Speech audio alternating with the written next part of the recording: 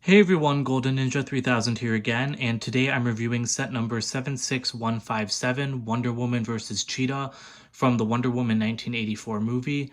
This set retails for $40 and has 371 pieces and contains 3 minifigures, so let's get started by looking at those. So the first minifigure we'll take a look at is Maxwell Lord. As you might know from my thoughts video, I don't love this figure. He has a reused torso and a reused face. The torso, granted, has only been in slightly more expensive sets. It was used as Bruce Wayne's in last year's Batcave and then in 2018 for the Auctioneer from Jurassic World Fallen Kingdom. The face is the same as Scott Lang and Peter Parker's over at Marvel. It originated in the Silent Mary set for Henry Turner from Pirates of the Caribbean. And you can see, if you take off the hairpiece, that he does have an alternate scared face, which I don't love because from what we've seen so far, Maxwell Lord is a very cocky and overconfident character, so I cannot picture him ever making that face.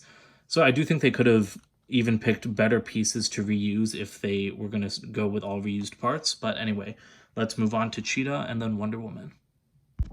So this is the Kristen Wiig Cheetah minifigure.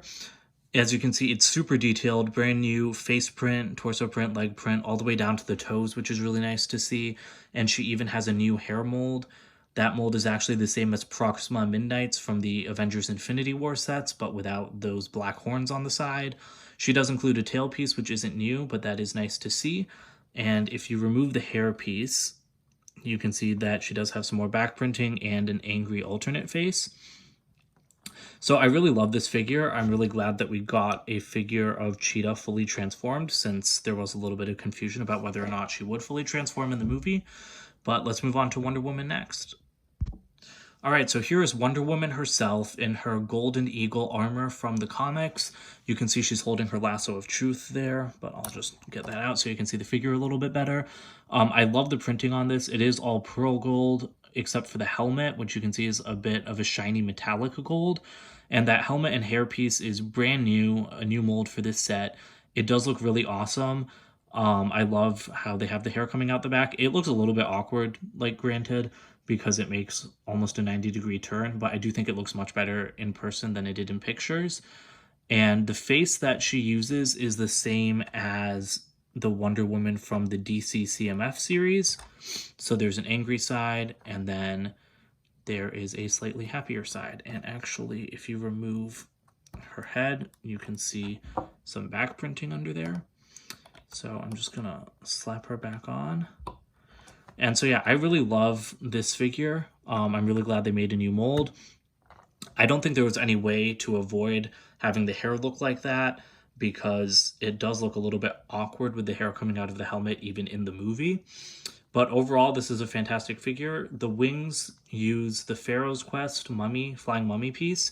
I will be making a video about alternate wing options for her, since I know that some people don't like that. But anyway, let's move on to the actual build of the set itself now. Alright, so here's the completed build for the set. Starting off, there's just this little side build of a old-timey camera on a stand for filming somebody. So I'll show you where that goes in just a second. But as you can see, the entire build is a little bit of a bunker with a satellite array on top. We did see this satellite array in the trailer. No one really knows what it's for. Maxwell Lord seems to be doing something there. I'm assuming trying to, like, mind control the world or something like a comic book villain would do. So the build has the satellite part, the bunker part, and then there's this little side section that you can push flush against the side, or you can bring it out and tuck it in a little. So that's really nice for different display options. And if you turn it around, you can see around the side there is some foliage and a spider, and that large trans clear stick poking out the side is actually for putting Wonder Woman on. So you can put her there and move her around so she can look like she's flying. Let me spin that around so you can get a better look at that. So I really like that. I think it's a really nice feature just for display. And if you look down here, there is a sticker back there that says restricted access area, and there's a little scanner for a minifigure to put their hand. And as you can see, this entire thing just moved around on its own. There's actually a function that'll make it rotate. All of those panels on the satellite array are printed, not stickers, so that's really nice to see. And on the other side, there's not much, just more rock formations.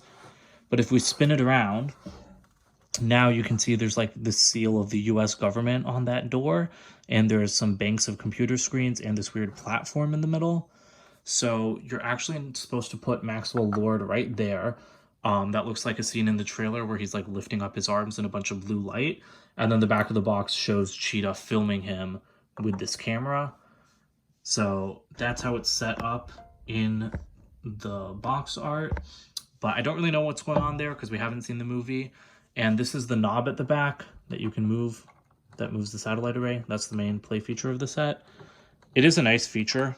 I do like how it's integrated, and I don't think it bumps up the price or anything, so that's really nice to see.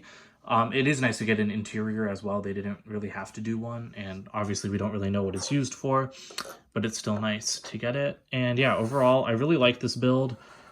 They did a lot of the rock shaping themselves. They did not use any of like the big ugly rock pieces, and I'm surprised I wouldn't be surprised if they had used a big ugly rock piece because it looks like it could be that, but it's all built up by hand. And there's like little broken bits using cheese slopes. So I really like that detail. And the newer leaf pieces, they aren't super new anymore because they came out in like 2018, but to me, they'll always be slightly new. And the satellite array does have some good detailing around the base as well, with like the smaller dishes and binoculars over here, and then they use telescopes to build that up. And I love the middle of the satellite array that uses like gun pieces from the Lego movie, the first Lego movie. So yeah, and actually around the back there's also a little red clip, so I think that if you wanted to, you could put Wonder Woman right up there and have her flying around the satellite dish. Looks kind of funny going around like that.